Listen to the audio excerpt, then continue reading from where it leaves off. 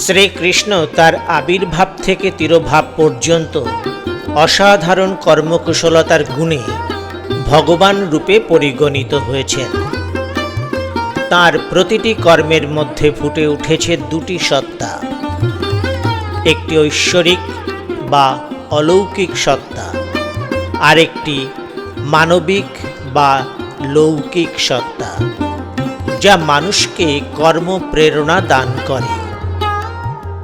শ্রীকৃষ্ণ অষ্ট সংখ্যাটিকে খুব ভালোবাসতেন।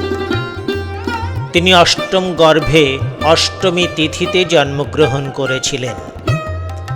বৃন্দাবনে অষ্টসখী ছিল তাঁর প্রিয়। সংসার জীবনে তার অষ্টপ্রধানা মহিষী ছিলেন। আবার তাঁর চরণে 8টি তুলসী দিলে তিনি খুব প্রীত হন।